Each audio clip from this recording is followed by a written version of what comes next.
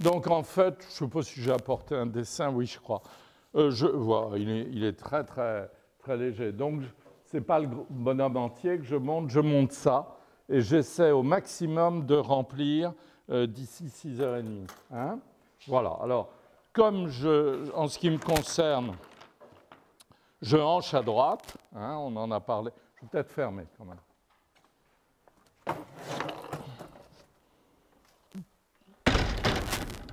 Moi, je crois fermement qu'Egon Schiele avait raison, n'est-ce pas? Quand on s'observe soi-même, déjà une bonne partie du dessin est gagnée, n'est-ce pas? Si on se connaît soi-même, si on se réfère à soi, comme c'est soi qui dessine soi et qu'on a soi sous la main, je crois qu'on n'a pas tort. Donc, si vous voulez, moi, étant donné que je hanche à droite, j'ai l'habitude de monter les stations hanchées à droite, n'est-ce pas? Donc, c'est très simple. On monte. Je vais monter au milieu. Je vous ferai des dessins adjacents. Voilà. Donc, on va monter au maximum. Hein. Voilà.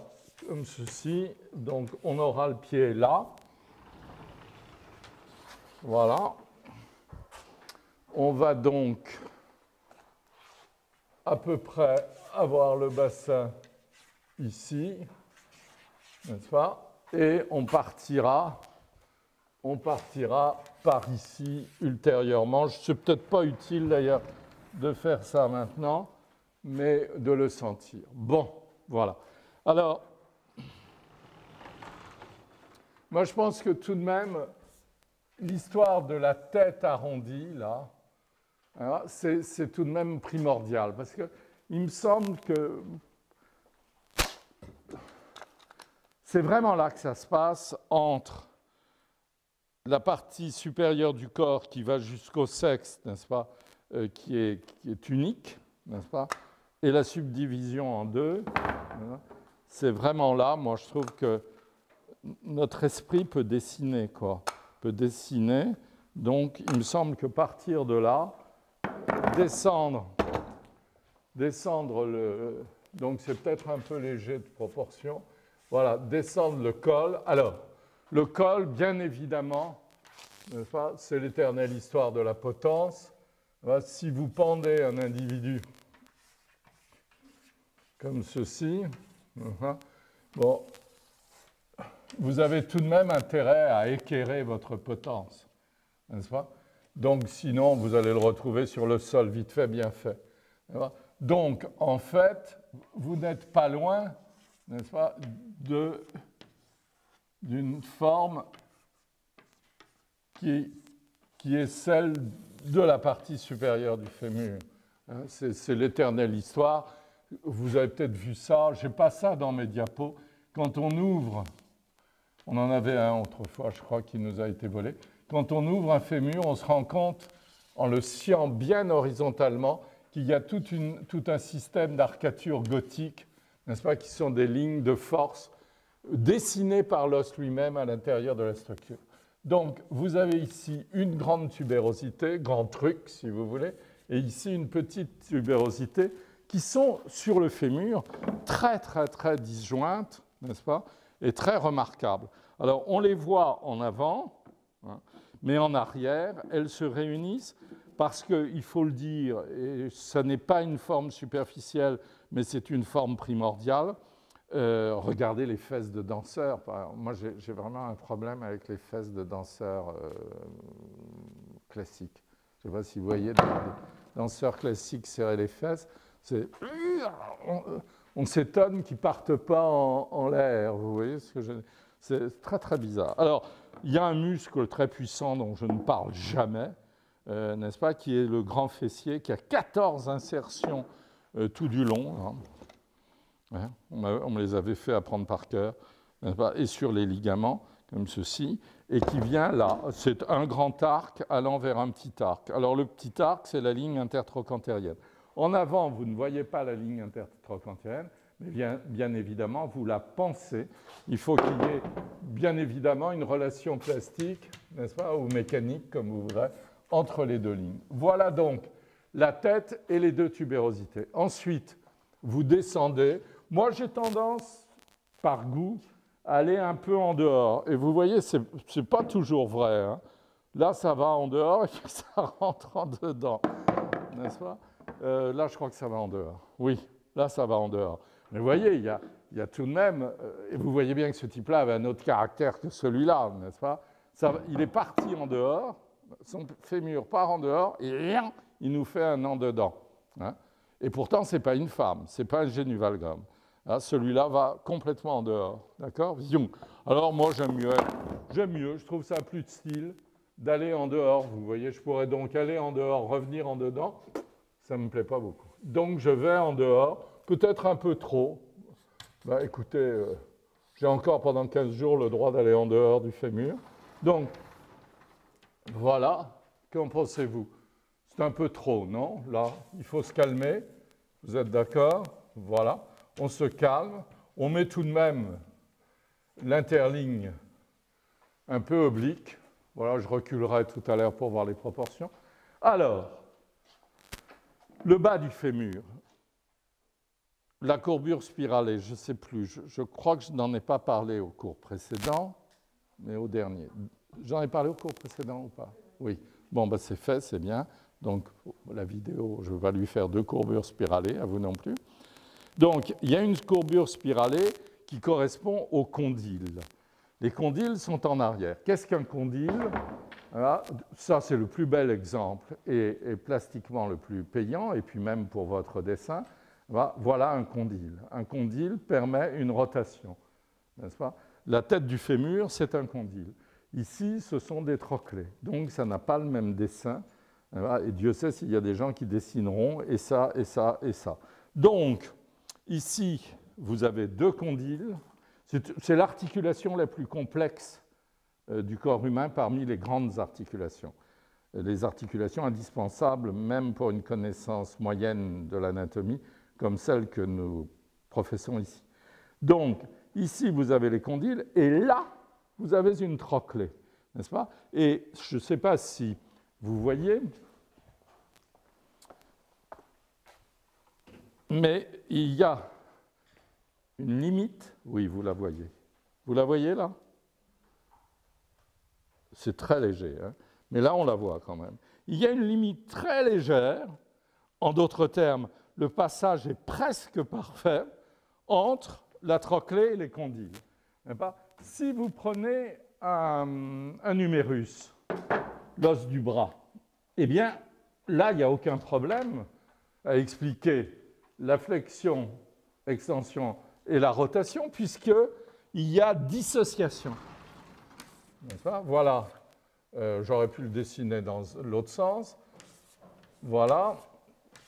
N'est-ce pas? Voilà le condyle, voilà la trochlée. N'est-ce pas? Avec le condyle, nous faisons ça. Avec la trochlée, nous faisons ça. Au niveau du fémur, il y a une association trochlée-condyle. D'accord? Question. Pourquoi? Eh bien, parce que les fonctions condyliennes ne sont pas énormes, mais très importantes. Les voilà, n'est-ce pas? Quand vous êtes en flexion 90, vous pouvez faire une rotation du pied. Et vous voyez, il faut tout ça. C'est étrange, hein, parce que vous pouvez aussi la faire là. Vous pouvez, vous pouvez la faire là. Vous pouvez presque encore un tout petit peu la faire là. Donc, vous voyez, il faut toute cette surface condylienne pour l'amplitude de 80 degrés à peu près, n'est-ce pas, qu'elle permet de couvrir au niveau de la rotation. On y est? D'accord? Donc, et en avant, évidemment, vous avez une trochlée toute bête et toute simple. Donc, les deux sont associés. Deuxième point de grande importance, pour moi, plastiquement en tous les cas, c'est que la lèvre externe de la trochlée est prédominante sur la lèvre interne. Alors là, il y a tout de même une chose, je ne sais pas si j'en ai déjà parlé cette année, mais il y a tout de même une chose que je trouve intéressante, c'est de regarder un instant le fémur du cheval. Je n'en ai pas apporté, je pourrais vous en apporter tout à l'heure lors des projections. Voilà.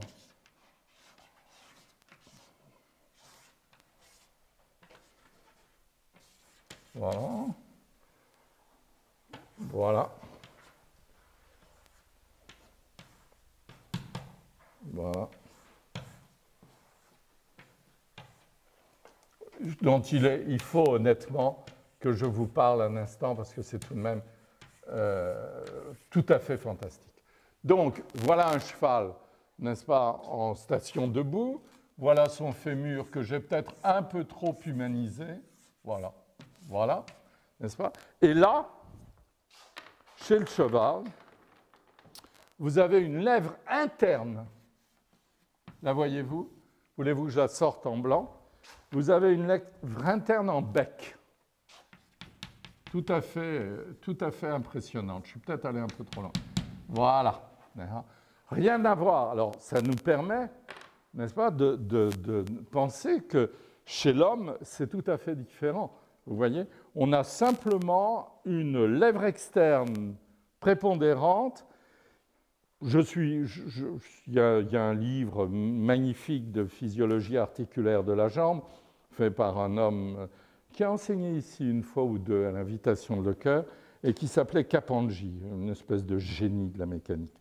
Et alors, je crois me souvenir que Capandji dit que c'est pour maintenir la rotule en dedans, n'est-ce pas, qu'il y a cette espèce de promontoire externe pour surtout ça ne rippe pas en dehors et que ça aide la contraction du quadriceps. Mais pour le cheval, le fait qu'il ait une lèvre interne extraordinairement saillante comme ça, vous savez à quoi ça lui sert? Il n'y a pas un homme de cheval parmi vous? À dormir, debout. Ah, c'est tout à fait impressionnant. Alors, je vous parlerai du quadriceps chez l'homme. Vous voyez, sa rotule est là. Sa rotule est là. Voilà, je l'ai mal dessinée d'ailleurs. Il faudrait qu'elle soit dans son plan. Voilà, sa rotule est là. Il est en position d'appui sur les antérieurs. Il a des antérieurs un peu comme chez la femme, chez nous, n'est-ce pas? Il bloque les antérieurs. Et vous remarquerez que donc, il a un membre inférieur en suspension, comme ça, je ne peux pas imiter les deux. Voilà. Et il repose sur une pince et on sent que tous les muscles sont au repos. 20 minutes plus tard, vous le voyez changer d'aplomb. De ce côté-ci, vous voyez que tous les muscles se contractent et si vous faites bien attention, son quadriceps a tiré sa rotule et l'a ramené derrière la lèvre interne. C'est-à-dire qu'en fait, c'est fabuleux. Il prend sa rotule, n'est-ce pas, et il la coince ici. Voilà. Donc là, il faut tout de même avouer que chez le cheval, la rotule a une fonction de blocage que j'interdis qu'on lui donne chez l'homme, n'est-ce pas? Voilà. Et alors donc, au bout de 20 minutes, dans son sommeil, on le voit changer d'appui. 20 minutes, c'est une moyenne, n'est-ce pas? On le voit changer d'appui, on le voit très naturellement, n'est-ce pas? C'est un signe de bonne...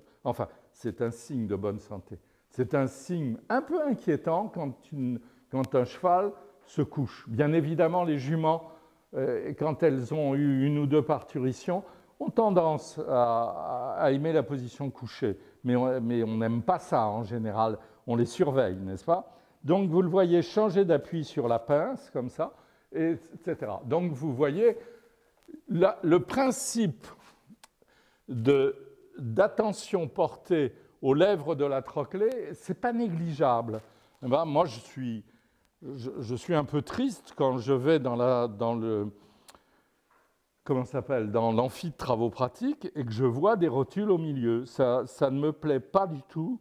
Ça a un côté cyclopéen, si vous voulez. Je trouve ça moche. Donc, si vous voulez me faire plaisir, préservons-nous de ce genre de choses en pensant bien qu'on a une lèvre externe de la trochlée prédominante sur la lèvre interne, n'est-ce pas? Et à ce moment-là, on peut ce soir, ce n'est pas dans mes habitudes, mais autant changer d'habitude. Vous voyez ce délice. Puis je ne sais pas, moi, quand vous regardez une femme que vous aimez bien, debout, nue, devant vous, qui vous dit, je ne sais pas ce qu'elle vous dit, n'est-ce pas, qui vous dit bonsoir, mettons, ou qui vous dit, je ne sais pas, et que vous voyez la rotule partir en dedans, je ne sais pas. Hein, ce n'est pas comme une rotule foutue au milieu, comme ça. Vous voyez, Alors là, elle est un peu nerveuse, donc la rotule est relevée. Et voilà. Ah ben, je vous dirai peut-être quelque chose en fin de parcours sur la décontraction. Voilà, la rotule qui peut se promener, n'est-ce pas, bien évidemment, repousser en dedans, et ça vous donnera dans le dessin, n'est-ce pas, parfois un petit angle intéressant. Question. Jean-Max. Je ne comprends pas bien comment se fait le blocage là, par la rotule. Ah ben, il faudrait que j'aille te chercher l'os. Simplement parce que il me semble que la flexion qui s'agirait de bloquer, ce serait... Tu as des suspensions postérieures t'as des suspensions postérieures d'ischio-jambier. Alors là, il faut que tu étudies. C'est tout à fait fou. Tu as des suspensions postérieures par l'ischio-jambier, ici, qui s'équilibrent avec, ici, tu as le gracilis qui est notre droite interne, n'est-ce pas? Et tout ça, ça fait un phénomène d'équilibre musculaire impeccable. Impeccable.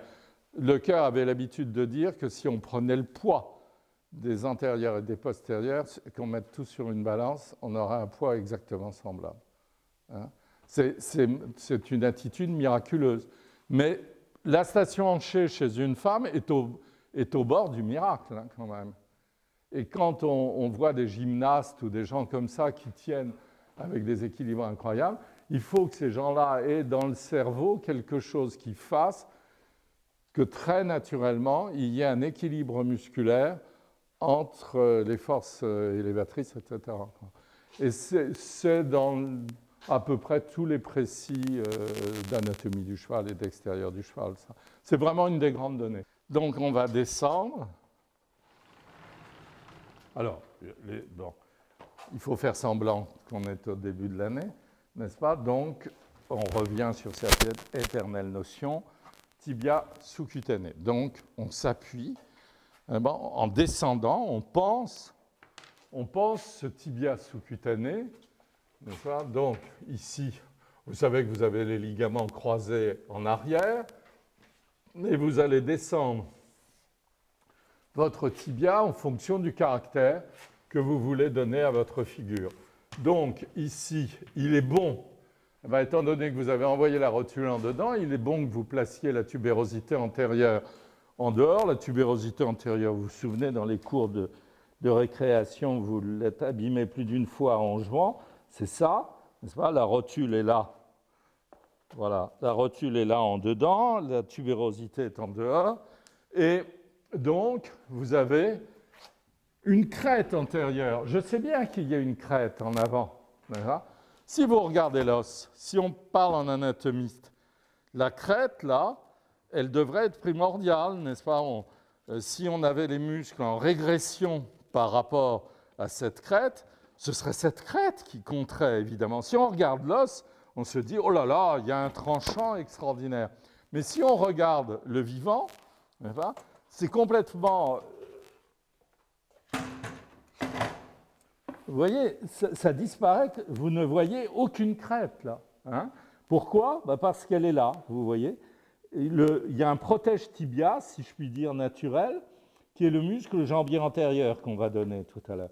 Alors, quand j'étais gamin et qu'on jouait au football, on se mettait sous les chaussettes des morceaux de pneus, de pneus de bicyclette, des trucs comme ça, pour se faire des protèges tibia qui étaient rectangulaires. On trouvait ça très chic, n'est-ce pas? Aujourd'hui, les protèges tibia sont tellement obéissants à la forme qu'on ne les voit presque plus, tellement ils sont congruents.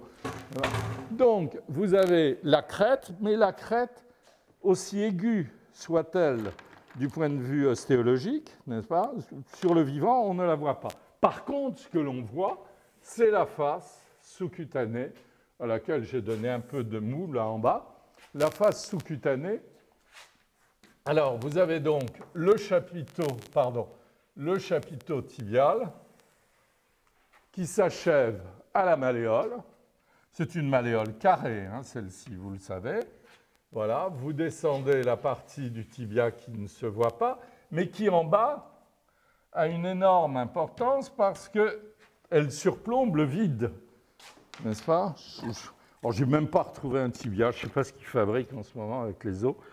Vous voyez donc Ici, vous avez la malléole, et là, vous auriez un vide, n'est-ce pas, dans lequel s'incruste évidemment la poulie astragalienne, la poulie de l'astragale. Donc, c'est peut-être un peu court, ça, non, ce tibia. Il faut peut-être le rallonger un peu. Question? Attention au sac, Joël. Voilà, oui, non, pas trop. Un petit peu lourd, un petit peu. Donc, on va le rallonger un peu. Ça va, là, le micro? C'est pas terrible. Donc, rallongeons un petit peu. Et puis, bah, avant de mettre le péroné, j'ai un petit peu envie d'envoyer le pied. Alors, le pied, n'est-ce pas? Il y a un voussoir interne,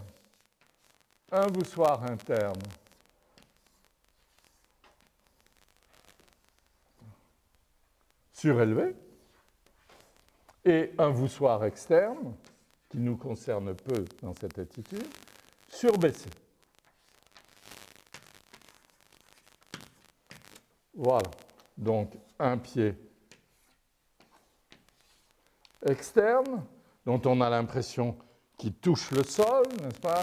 Parfois, on aperçoit le styloïde du 5e méta. Un pied externe, dont on a vraiment la vision d'une arche surélevée. Alors, on peut évidemment, pour justifier ce genre de choses, revenir éternellement aux choses simples, n'est-ce pas? Quand on a un problème de dessin, qu'on est tout seul devant sa feuille blanche, il est bon parfois de revenir aux choses les plus simples, de se dire, ah mais oui, au fait, voilà, n'est-ce pas? Ici, arche surbaissée, là, arche surélevée, n'est-ce pas? Avec un appui de part et d'autre d'un vide plus ou moins circulaire. Donc, ce vide circulaire, nous l'avons à l'intérieur, beaucoup moins à l'extérieur, sauf si le pied est creux. Ici, la malléole est quadrangulaire, située dans la moitié antérieure de la cheville, n'est-ce pas? Ici, la malléole est lancéolée, située en dessous du niveau du dos du pied, dans l'axe ou en arrière de l'axe de la cheville. Je vous rappelle qu'il y a un trompe-nigo ici très intéressant, qui est le tendon du long péronnier latéral, qu'on prend souvent pour de l'os. Voilà. Donc, vous avez ici cette descente, ce creux, n'est-ce pas, dans lequel vous allez glisser la poulie astragalienne. La poulie astragalienne, c'est une trochlée, n'est-ce pas, c'est une poulie qui se trouve ici et qui rentre impeccablement, heureusement, là, voilà, n'est-ce pas, qui rentre impeccablement, la voilà, voilà, et en avant de cette poulie, il y a une tête arrondie. C'est tout de même de la mécanique toute simple et géniale, n'est-ce pas? Vous avez une poulie, c'est-à-dire une trochlée, et en avant de la trochlée, un condyle. Pourquoi? Parce qu'avec le pied, les mouvements les plus sommaires, ce n'est pas la peine d'aller plus loin. Vous voyez, c'est cette poulie ici, et cette petite rotation, voilà, ça marche, cette petite rotation de l'avant-pied devant la tête astragalienne. Donc, ça nous importe assez peu. Ce qui nous importe à nous, c'est l'arc, n'est-ce pas? L'arc de l'arche interne. Oh, ça ne prend pas. Voilà, l'arc de l'arche interne. Donc, cet arc de l'arche interne, c'est lui qui fait notre dessin, n'est-ce pas? C'est lui qui va nous permettre de mettre ce pied plus ou moins d'aplomb, suivant qu'on l'aura plus ou moins senti. Donc, on place le train d'atterrissage du talon en arrière, n'est-ce pas? La poulie, le premier méta, si vous voulez, je pourrais aller plus dans les détails, mais je dois faire une synthèse, n'est-ce pas? Voilà, c'est peut-être pas parfait. On en retire un peu, il est un peu sur les hauts talons. Voilà, voilà. Donc, Voilà, je redessine mon premier méta parce que je n'en étais pas content. Le second, plus long, n'est-ce pas? Mon gros orteil, le second, plus long. 18% d'écart, mais c'est pour eux que sont faites les chaussures. Voilà, etc. Donc, allons voir un peu si la poulie est ici. N'est-ce pas? Et ici, vous avez 10 versos, n'est-ce pas, qui sont eux aussi congruents de la tête de l'astragale, c'est-à-dire un peu arrondi. Il y en a un en forme de coin qu'on appelle cunéiforme. Il y en a un autre, etc., avec un tubercule là, que j'ai donné. Voilà, voilà, voilà. Et le tout devrait vous faire une arche interne convenable. Voilà, ça manque peut-être un peu d'orteil en dehors. Et je vais aller voir ce que ça donne. Voilà. Donc, voilà du point de vue... Enfin, voilà, il faut d'abord que je vois. Oui, ça va. J'ai beaucoup forcé la rotule en dedans quand même. Mais le pied n'est pas mauvais, lui. Alors, il a l'air de tenir. Non, non, il ne tiendrait pas quand même, parce qu'il ne tient, si je fais un schéma en vue antérieure,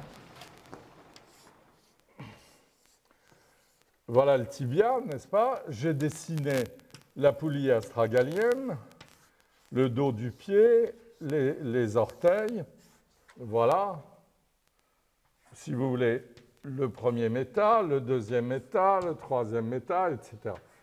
Donc, voilà mon pied humain, n'est-ce pas, tenu par la malléole interne tibiale, mais il peut très bien partir par là. Donc, on le bloque en dehors par une malléole externe, voilà, située plus bas et plus en arrière que la malléole interne. D'accord? Voilà. Je modifie les proportions. C'est un peu trop écarté tout ça, mais on voit. Donc ici, très délicatement, parce que ce n'est pas dans la vue dans laquelle nous sommes, n'est-ce pas? Vous indiquez une petite direction et hop, vous placez une petite, très légère malléole externe pour que ça ferme. Mais vous voyez, plastiquement, ce n'est pas forcément rentable. Voilà, parce qu'en fait, nous sommes en vue interne et c'est bien du côté de la vue interne que tout se passe. Donc, je renforce la malléole interne et la face antérolatérale interne du tibia sous-cutané. Voilà mon membre inférieur portant, n'est-ce pas? Voilà. Question? Delphine.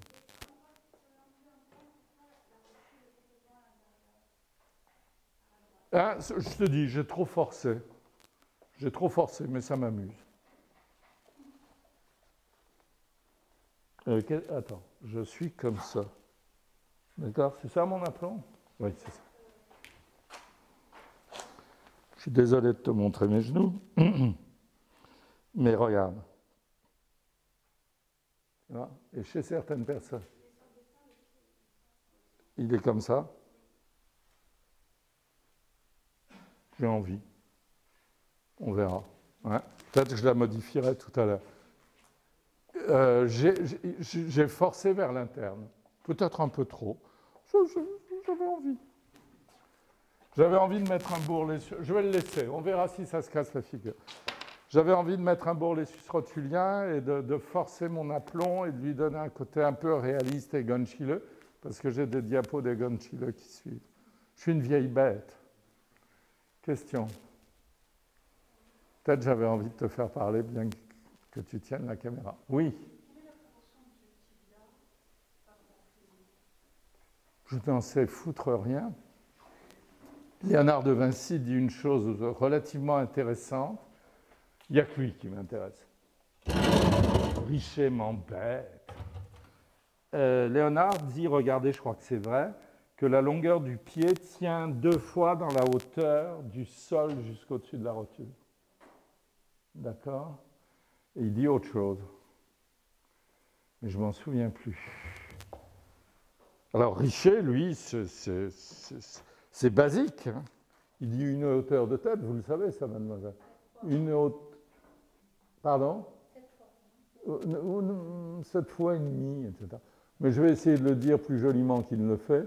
Une hauteur de tête, 2, vous connaissez ça, non? 3, 4.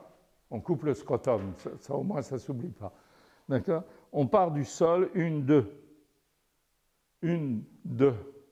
D'accord? Et là, vous faites ce que vous voulez. Enfin, c'est Debord qui dit ça. Richer dit 4 têtes de la tête jusqu'au sexe, 4 têtes du sol jusqu'à, je ne sais plus, par là, quoi, l'épine. Hein? Et chez un homme d'un mètre 70 ou 75, je ne sais plus, un individu moyen, il y a un recouvrement d'une demi-tête, donc on arrive à 7 têtes et demie. Moi, je dis, il y a 4 têtes dans le torse, 4 têtes dans le membrane. Vous tirez un peu si vous avez envie que ce soit long, et vous raccourcissez si vous avez envie que ce soit court. Et souvenez-vous, je ne vais peut-être pas le faire ce soir, bon, si, pourquoi pas. Monsieur en pull marron un peu barbu, Joël et Nicolas, vous venez là.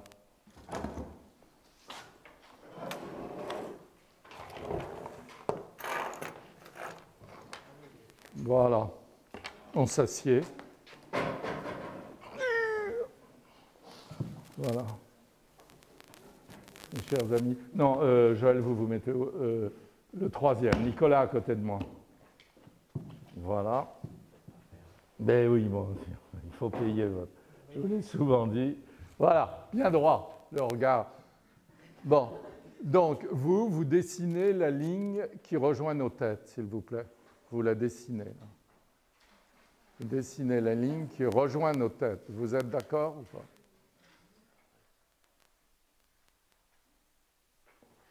Ça y est? Oui, ça y est? On y va? Vous dessinez au-dessus, sur la précédente, vous dessinez la ligne qui rejoint nos têtes. Et vous en concluez que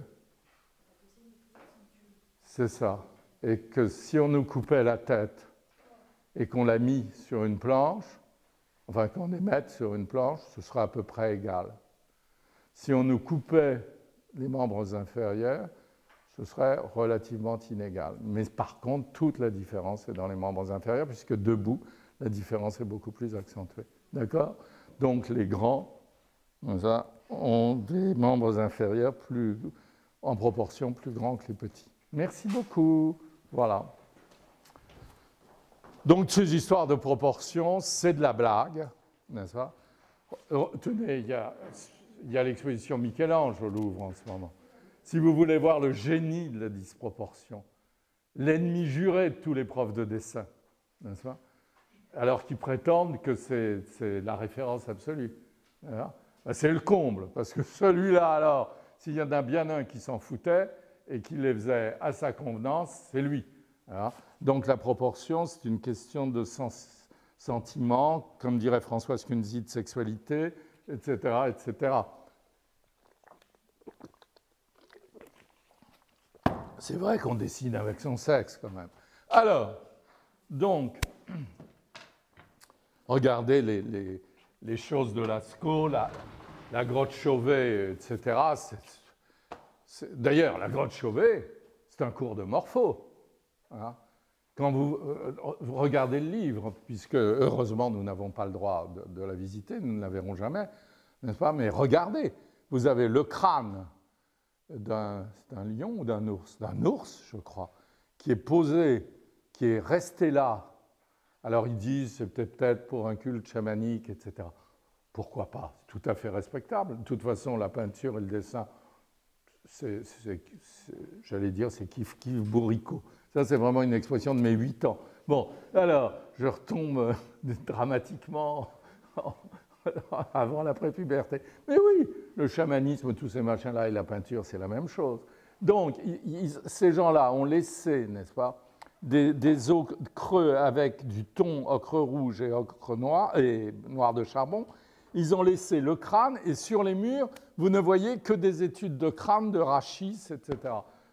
C'était un Debord avant la lettre qui se baladait dans la grotte Chauvet. Il a peut-être même fait un cours. Alors, parce que c'est tellement répétitif, c'en est magnifique.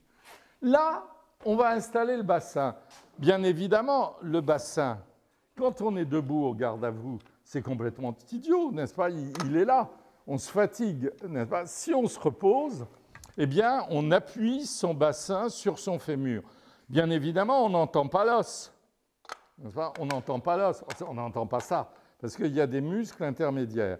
Et alors, en plus, il y a des gens qui sont très cambrés en avant, d'autres qui le sont moins, etc. Ceux qui sont très cambrés en avant, vous voyez le cul très en arrière, vous me suivez?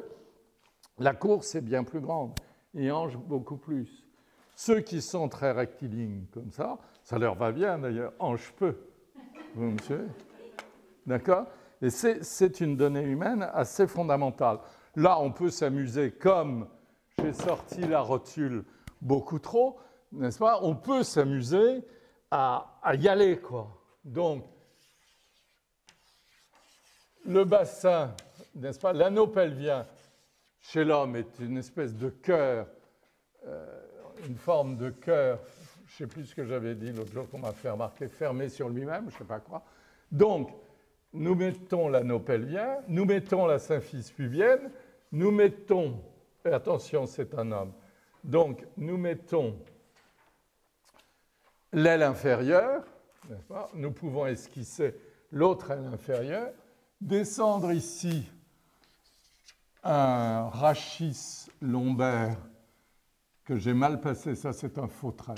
Donc un rachis lombaire, un sacrum et un coccyx qui sont beaucoup trop hauts, mais encore que ça ne serait pas impossible.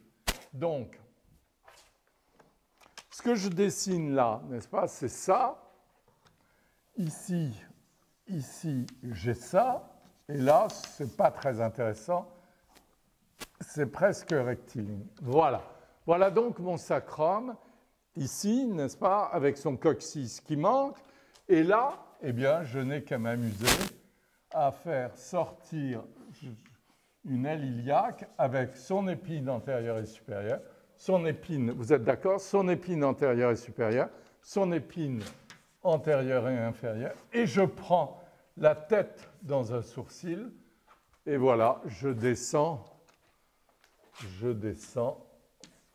voilà, je descends jusqu'au pubis, dont voici l'épine ici. Je ne suis pas très content de mon sacrum, il n'a pas voulu venir du premier coup, le voilà, et voilà. Donc, c'est un peu trop ouvert, je crois, ici. Donc, j'en retire un peu, voilà. Et je vais repartir de l'autre côté. Donc, une aile iliaque, pardon, je suis peut-être parti trop haut, là. Une aile iliaque ici, vous voyez, là. Je place l'épine antérieure et supérieure, l'épine antérieure et inférieure.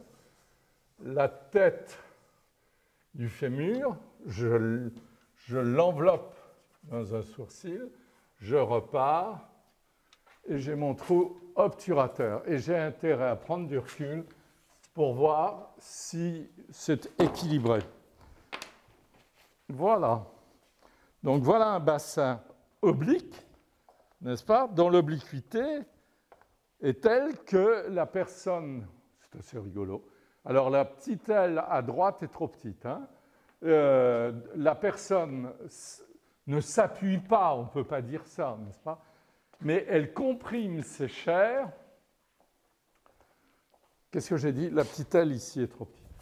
Donc, elle comprime les chairs intermédiaires qui sont ici. N'est-ce pas? Et plus il y a, comme on nous dit vulgairement, de la nervosité, c'est-à-dire plus il y a de contractures musculaires.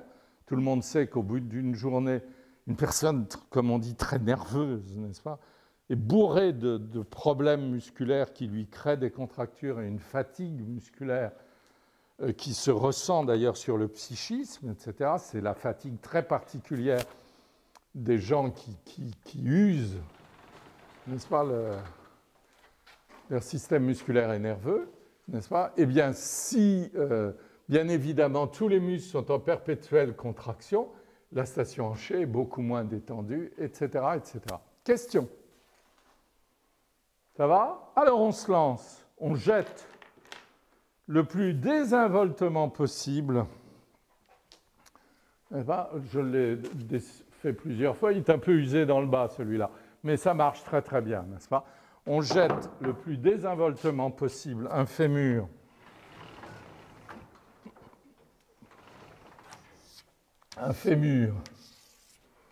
vers ses condyles. Non, c'est trop bas. Vers ses condyles. Voilà. C'est-à-dire qu'en fait, quand on regarde, non, je peux prendre celui-là, n'est-ce pas? Quand on regarde, c'est une solution de continuité dans cette orientation entre le condyle et la tête, n'est-ce pas? Donc, c'est très délicieux, mais il faut l'avoir. Il faut l'avoir, voilà. Voilà le condyle interne. À ce moment-là, voilà, un peu de tête, un peu de tout petit peu, très très peu. Sinon, on tombe dans le réalisme. Voilà. Tout petit peu de trochanter, petit et grand. Voilà. Voilà, n'est-ce pas? Et puis la diaphyse, qui se laisse dessiner comme ça dans sa convexité. Un condyle, une lèvre interne de trochlée pas très présente, une lèvre externe de trochlée plus présente et une rotule qui revient évidemment en dedans pour être au moins aussi choquante que la précédente. J'aurais pu la mettre en blanc.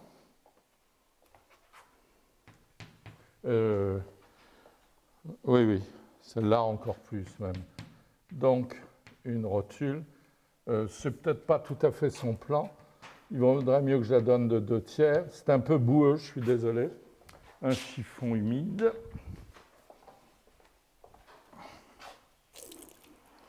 Voilà.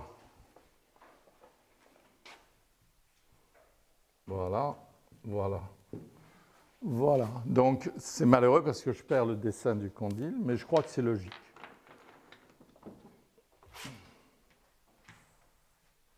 Voilà, le condyle serait ici, la rotule là, la lèvre externe ici. Voilà. Et alors, je repars avec le tibia, tubérosité antérieure du tibia, sous-cutanée, face antérolatérale interne sous-cutanée du tibia, le chapiteau tibial, schlac. Alors, la malléole, c'est beaucoup plus bas. Voilà, ici, je crois. Voilà, le mieux, c'est que j'aille regarder. Voilà. Donc, il faut que les deux pieds soient sur le même sol, hein, évidemment. C'est peut-être bon, puisqu'on est soi-disant au début de l'année, oh là là, c'est bien plus bas, que je vous rappelle cette notion toute bête, n'est-ce pas? Il y a des dessins d'après, même des dessins d'après le modèle, où les pieds sont rabattus dans le plan de la feuille, un peu comme des pieds de Christ crucifié. Vous voyez, vous avez ici un sol, vous avez deux pieds qui sont comme ceci, comme cela, peu importe. Tout le monde sait qu'un plan en perspective est déterminé par deux droites qui se rejoignent et forment un angle. C'est très simple. Si vous avez besoin que vos pieds soient bien sur le sol, vous réfléchissez, n'est-ce pas, aux deux. Voilà. Voilà. Donc,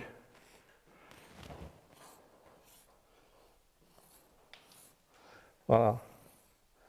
Et voilà. Et moi, n'est-ce pas, je remets mes pieds là, n'est-ce pas, et vous avez le plan du sol. Donc, et moi, deuxième fois où je dis moi, qui est le culot d'aimer des dessinateurs pris à la légère, mais la cote remonte. Voilà, j'ai acheté un Christian Bérard quand j'avais 18 ans, quasiment pour rien. J'ai acheté un portrait de Chanel par lui au Lavis pour 300 francs, je crois, dans une vente. Et c'est un des trucs les plus extraordinaires. Je ne suis pas du tout collectionneur, mais c'est un des trucs les plus extraordinaires que je connaisse. Et ce Christian Bérard, ça ne vous dit peut-être rien, c'était le décorateur de Jouvet, n'est-ce pas? Et parfois, quand vous remontez la rue de Seine, il y a une galerie très discrète à gauche, avant la merveilleuse librairie Fischbacher, qui s'appelle l'Arc en Seine. Et souvent, ils ont des dessins de Bérard. Eh bien, Bérard, je ne sais pas, mettons qu'il dessine un projet de costume comme ça, voilà, etc. Eh bien, de temps en temps, vous le voyez faire ça. N'est-ce pas? Voilà. Non, c'est pas, ce serait plus joli de faire ça. Voilà. Mais vraiment, c'est bien plus joli que ce que je suis en train de vous faire. Voilà. Voilà. C'est difficile de faire un faux. Voilà. Voilà. N'est-ce pas? Et puis, voilà, voilà, voilà, voilà, voilà. Et il laisse le pied, n'est-ce pas? Tel qu'il l'a. Voilà, voilà, voilà, voilà, voilà. Et il peut ne rien y avoir. Il y a des dessins magnifiques de lui pour Barreau, etc. Des étranges de la vie où les personnages sortent comme... Alors ça peut être très futile, très léger. Il y a des photos de Cartier-Bresson. On parle beaucoup de Cartier-Bresson ces jours-ci, à juste titre. Et il y a de très belles photos de Cartier-Bresson prises dans l'appartement de Bérard, qui vivait avec Boris Coquenot. Et on voit Pierre Coll, Cartier-Bresson, Bérard, Boris Coquenot. On ne respecte pas ces gens-là, n'est-ce pas? Pierre Coll était le grand marchand de l'époque qui avait des Balthus dans les années 35-40. Il fallait être un génie quand même. Ils sont tous à New York au MoMA maintenant. Les crétins de Beaubourg, n'est-ce pas, ne se sont mis à en acheter qu'en 80 quand ils ont exposé Balthus. Donc vous avez le Balthus déclinant, n'est-ce pas? L'atelier qui est à Beaubourg, c'est une horreur, avec cette espèce de boîte rouge et jaune, là. Et le grand Balthus, car au XXe siècle, je ne sais pas ce qu'il en sera au XXIe, mais au XXe siècle, il y a très peu de peintres qui résistent à la célébrité. En tous les cas, lui pas. Eh bien, à cette époque-là, Pierre Coll, en effet, celui qu'on voit dans les merveilleuses... J'ai vu ça hier soir à Beaubourg. Un très joli livre où Cartier-Bresson, il est drôle ce type, il s'est mis à... Il laisse sortir comme ça, quelques photos qu'il n'a jamais montrées. Eh ben, alors, on en connaissait on connaissait certaines épreuves de ces planches-là, où on les voyait tous complices, là, dans cet appartement de la rue Casimir de la Vigne, et puis tout d'un coup, on en voit de nouvelles. C'est assez émouvant. Alors, ben, je crois que c'est un bonhomme, c'est un artiste intéressant, un homme de théâtre, quoi, mais c'est pas du tout méprisable, loin de là. Alors, moi, je ferais bien de me taire et de revenir à la longueur de mon tibia. Moi, je ne sais pas si c'est bon ici. Je vais aller revoir, j'ai trop bavardé. Mais c'est pas mal, hein, ça. C'est tout bête. Et il y a beaucoup de gens qui n'en tiennent pas compte. 2 pieds sur le sol déterminent 2 droites qui déterminent un angle, et cet angle fait un plan, et ce plan, il faut l'avoir. Et tant qu'on n'a pas ce plan, ça ne tient pas debout. Voilà. Alors là, il faudrait justement la ligne qui va avec, parce que sinon, le bassin est joli.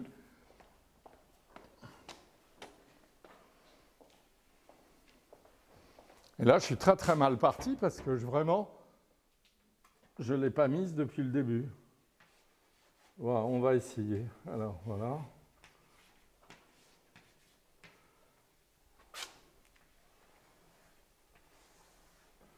Voilà. Voilà. Peut-être qu'ici, ça va, je ne sais pas. Donc, je reprends du recul.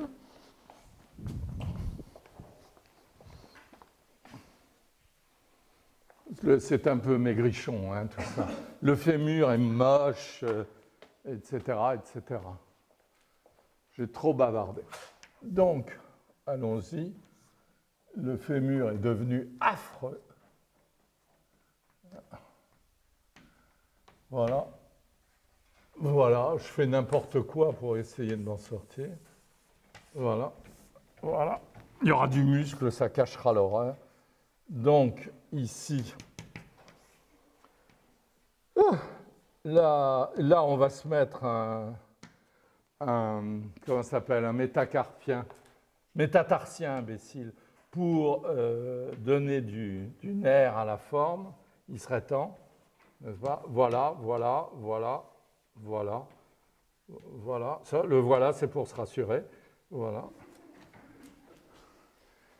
Donc, allons-y. Je ne prends pas de recul. Je mets un vague péroné qui ne sert à rien. Voilà. Bien, on verra tout à l'heure. Je vais habiller ensuite. Je recule une dernière fois pour essayer de sauver les meubles. Alors, on va y aller, puis on va essayer de vous faire une décontraction choquante. Oui, j'arrive, Nicolas. Qui justifierait cette présence de la rotule, quitte à ce que je la modifie. Oui, mon cher. Oui, je ne la regarde jamais assez. Oui.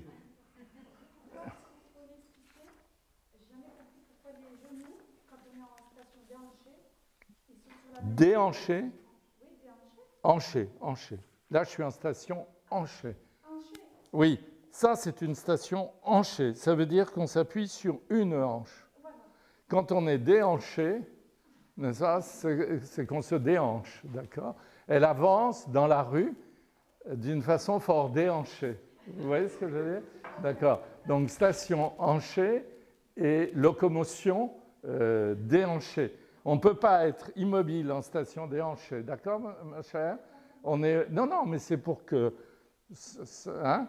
Donc, si on est immobile, on est en station hanchée, et dès qu'on se déplace, on déhanche, quoi. Oui, allons-y. Oui?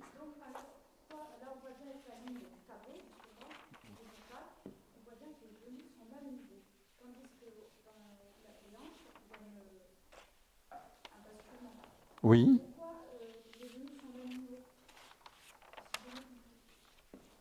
Parce que plus on se rapproche du sol, plus il faut, Laurence, sur le sol, on est sur le sol. Donc il faut que les genoux se rapprochent du même niveau et on compense au niveau des fémurs en les plaçant dans une... La question est très maligne. Comme quoi on arrive à la fin de sa carrière en se rendant compte qu'il y a une question très simple. Mais c'est très intéressant. Non, c'est ça.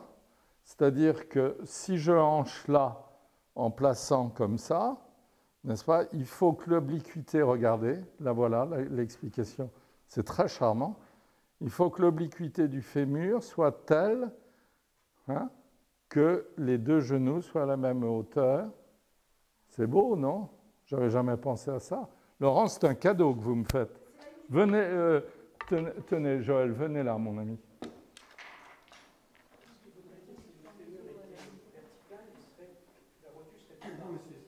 Soyez pas trop précis dans ces choses-là, parce que je vais me perdre. Oui, c'est ça, mon ami. Comme ça. Donc, on est parti comme ça, vous êtes d'accord? On a ça, si je levais la patte, si j'étais une danseuse de French Cancan, ce qu'à Dieu ne plaise, ce serait comme ça. N'est-ce pas? J'ai décidé de tenir debout en station hanchée.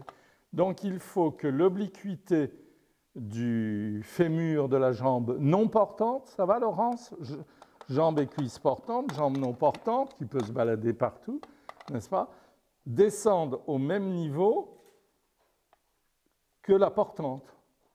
Joël retire le bassin. Ce n'est pas un ordre, hein, c'est l'indicatif présent. Joël est en train de retirer le bassin, il le retire. Voilà, vous le retirez. Et à ce moment-là, vous me retirez mes deux bouteilles aussi, voilà, pour que ce soit beau. Je ne sais pas, ma belle, vous allez m'expliquer. Mais vous voyez, si on retire le bassin, c'est miraculeux, n'est-ce pas? Voilà. On y est? Voilà, les deux fémurs sont dans une situation... Ça marche, Jean-Marc? Je n'ai pas dit de bêtises, là. Si. Tu me regardes avec un air. Pour moi, si les deux fémurs ont la même longueur, ils n'arrivent pas nécessairement, mais ils sont quand même proches comme longueur, du moment qu'il y en a un qui est plus vertical,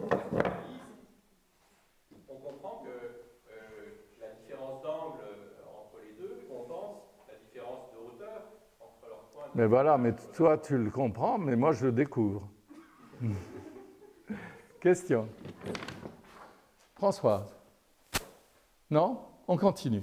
Alors, moi, ce dont j'ai envie, c'est de vous dire, parce que ce que j'ai appris à des centaines de kinésithérapeutes et de médecins qui me regardaient comme ça, savez-vous comment voir que votre patient est décontracté? Parce que leur gros problème, c'est la palpation.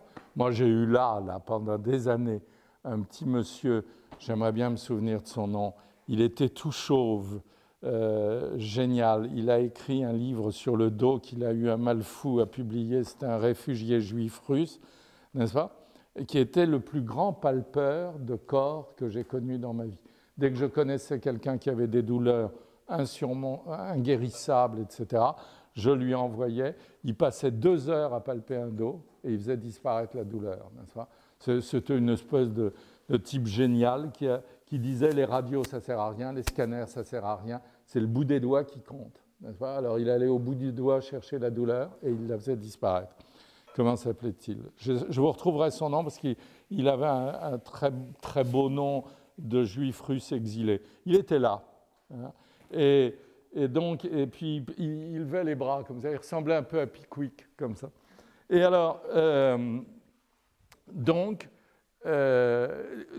bien voilà, quand quelqu'un est nu devant vous, n'est-ce pas, souvent il est un peu contracté, il contracte ses muscles, etc. Mais s'il a, j'en ai pas mis dans mes diapos, ce sera pour la prochaine fois, s'il a des énormes bourrelets au-dessus des genoux et les rotules qui partent complètement dedans, il est décontracté. Alors, on va essayer, dans le temps qui nous reste, les diapos, on les fera, rassurez-vous, dans le... Monsieur Yacoub n'est pas...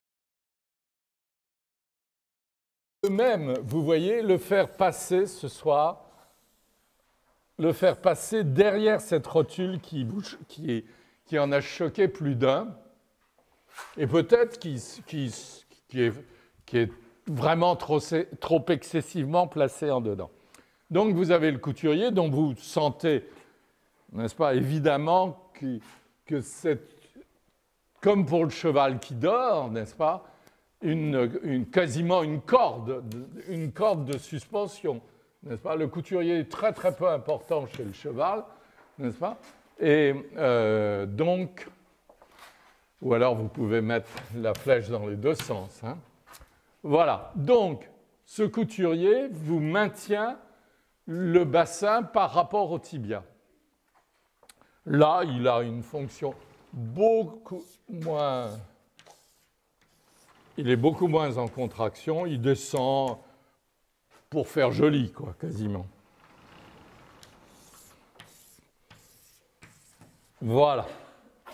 Donc, il part de l'épine antérieure et supérieure et va à ce qu'on appelle la patte doigt. C'est vrai que ça peut rappeler une patte doigt, s'il n'y avait pas toutes ces vis. Et le couturier s'étale comme ça, passe dans le périoste, et on peut dire qu'il descend jusqu'à la malléole interne par le périoste du tibia. Donc ici, vous avez l'épine antérieure et supérieure où il s'accroche. Là, vous avez l'épine antérieure et inférieure.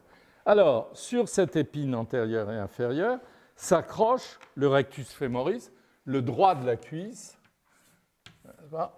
le muscle qui, justement, utilise le plus la rotule. Voilà. Donc, il descend comme ceci, se glissant à l'intérieur du couturier, et vous avez un faisceau qui remonte, faisceau charnu, qui remonte le prendre ici, et qui par contre surplombe le tendon. C'est un détail. Un peu comme pour le faisceau du biceps aussi. Voilà. Donc, voilà. Alors, dans cette attitude telle que nous l'avons dessinée, c'est bien le couturier qui tient la corde. Vous voyez comme ceci. Et en fait, c'est un personnage assez long, n'est-ce pas? En fait, les deux vastes vont se glisser de part et d'autre du rectus femoris, du droit antérieur. Hein? Le vaste externe, commençons par lui parce que c'est le moins choquant. Le vaste externe, vous savez qu'il naît de l'arrière de la ligne âpre, n'est-ce pas? Voilà, cette superbe ligne blanche, là-dessus, il y a du rouge là, n'est-ce pas? Mon chiffon va peut-être pouvoir effacer. Voilà, vous apercevez la ligne âpre, double, bifide en bas, n'est-ce pas? Les deux vastes partent de cette ligne âpre et reviennent hélicoïdalement vers la rotule. Donc, vous en avez un vaste qui descend comme ceci. Pour le moment, il est rond et c'est moche, mais il y aura tout à l'heure un fascia lata pour le sangler. Et ce qui est tout à fait intéressant chez ce genre de sujet, c'est que le second, n'est-ce pas, passe devant le couturier, comme ceci, n'est-ce pas, à tel point, et ce n'est pas fini, celui-là, je vais en modifier la forme à cause du fascia lata, et celui-là, je vais en modifier la forme à cause d'une annexe du fascia lata. Et vous verrez que ma rotule, peut-être, prendra une place convenable. Donc, on va placer les deux tendons du vaste externe et du vaste interne par rapport au tendon du droit antérieur. Et tout ce petit monde, n'oublions pas où est la rotule, n'est-ce pas? Tout ce petit monde se sert de la rotule comme poulie de réflexion, mais pas dans l'attitude dans laquelle nous nous trouvons, n'est-ce pas, où tout ce petit monde est décontracté. Vous voyez, voilà mes pelotons rotuliens, c'est pas très joli. Voilà mon arrivée vieillissante de couturier, là, vous la voyez, sur la patte droite, voilà le tibia, etc. Donc, tout ça tient en suspension comme une jument. Pourquoi je dis toujours jument? Parce que quand j'étais petit, il y avait deux choses pour me laisser tranquille, n'est-ce pas? Me mettre dans un parc à juments, parce qu'il n'y a pas de danger, et quand il y a un étalon, c'est plus dangereux, ou me mettre dans un baquet avec de l'eau, n'est-ce pas? Alors, ou je trempais dans un baquet avec de l'eau, ou j'étais dans un parc à juments. J'ai une passion morphologique pour les juments. Donc, très, très justifié. Alors, en plus de ça, elles sont toutes nues à longueur de journée, et elles se baladent avec une indécence considérable qui m'a fasciné dès l'enfance. Alors, vous avez donc cette attitude, n'est-ce pas, qui est aussi naturelle qu'un cheval qui dort, n'est-ce pas? Ça tient. Un peu comme, vous savez, quand vous regardez certaines femmes dans leur salle à manger, allant et venant, et vous disant « Alors, Jean-François, ça va ?» Vous me suivez? C'est comme un cheval qui dort. Vous voyez ce que je veux dire? C'est vraiment l'antérieur bloqué, pas de problème. Elles peuvent rester comme elles ont. Souvenez-vous de Miss Recurvatum. Si on a un recurvatum, moi je tiens pas magnifiquement, mais imaginez un recurvatum, ça tient des heures ce truc-là, comme un cheval qui dort. Alors, donc voilà le système. Hein. Alors on appelle ça un quadriceps parce qu'il y a un quatrième faisceau en dessous, collé, alors pour ceux qui sont anatomistes, de tempérament je veux dire, collé sur la diaphyse, vous voyez, qui renforce la convexité et qui donne encore plus de convexité antérieure au quadriceps, n'est-ce pas? Bon, alors, on va se mettre un moyen fessier, l'équilibrateur du bassin. Quand vous marchez, est-ce que ça vous va? N'est-ce pas? Tout le monde sait que lorsqu'on marche, on tient un instant en équilibre sur le bassin, un instant en équilibre sur le bassin, un instant, etc. Dans cet instant, n'est-ce pas, si on touche cette partie-ci du corps, entre le grand trochanter et la crête iliaque, on a l'impression d'avoir un os, tellement c'est dur. C'est d'une, comment dirais-je, implasticité, n'est-ce pas? Il est impossible, je triche un peu en m'appuyant, mais j'ai tort, il est impossible de rentrer le doigt dans l'aponévrose qui enveloppe le moyen fessier. On dit même que c'est une cloison ostéofibreuse, n'est-ce pas? Alors que si je me décontracte, j'appuie sur le moyen fessier absolument sans problème. Et bien, dans le moment d'équilibre, c'est vraiment rigidifié dans cette cloison ostéofibreuse. Qu'est-ce que ça veut dire? Il y a un petit fessier en dessous qui est là, et bien là, il y a une aponévrose qui maintient le moyen fessier dans une cloison, alors qui est molle, qui est souple. Et bien, lorsque, dans les 19e de l'existence, et qui est parfaitement tendue, rigoureusement tendue, lorsqu'on est en appui unipodal lors de la marche. Donc là, elle est un petit peu vulgaire, un peu épaisse, il faut qu'elle soit plus discrète, car quand vous regardez un moyen fessier chez un homme relativement musclé, c'est tout de même très discret. Voilà, là, ça va. Bon, mais ça, ce vaste, le plus gros muscle de l'organisme, une espèce de chose chez moi, même chez moi, vous voyez, un truc de viande grand comme ça. Imaginez, ne m'en veuillez pas, je redis ce que je dis dans les débuts d'année, imaginez que le matin, vous ayez à partir dans l'existence avec 2 roast beef posés de part et d'autre des cuisses qui vous tombent sur les rotules. Vous seriez forcé, c'est logique, d'aller les prendre, de les maintenir pour pouvoir avancer. Donc le créateur s'est dit, je ne peux pas, il avait besoin de ça pour que l'animal humain court, donne des coups de pied, il avait besoin de la puissance de ces vastes, mais on ne peut pas laisser aller ce vaste externe dans la nature.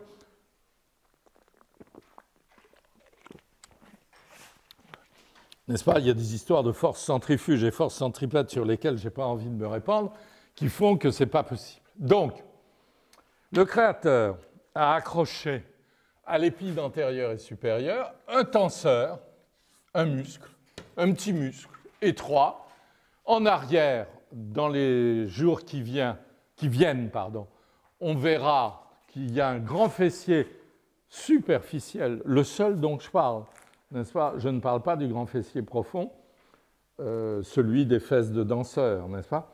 Je parle en général, le grand fessier profond, on le voit quand il porte des filles comme ça, vous voyez, ça fait 2 haricots monstrueux comme ça.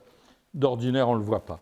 La fesse glisse avec un certain chic dans la cuisse. Donc, le grand fessier superficiel, c'est le tenseur postérieur du fascia lata, n'est-ce pas, qui va tirer dans ce plan-là. Donc, vous descendez un fascia lata, voilà, qui va nettoyer toute mollesse. Alors à ce moment-là, il faut citer celui que j'aimais tant, n'est-ce pas? Mais vraiment, je l'ai aimé, ce bonhomme, cet homme. Justement, Bérard était mort, n'est-ce pas? Bérard est mort en 1949. Je n'ai pas le temps de vous raconter une anecdote, mais si, je vais vous la raconter. Un jour, Christian Bérard était dans le couloir, peu temps avant sa mort, n'est-ce pas? Dans le couloir du théâtre de l'Athénée, je ne sais plus pour quelle pièce, il fallait accrocher à un portant, à une paroi.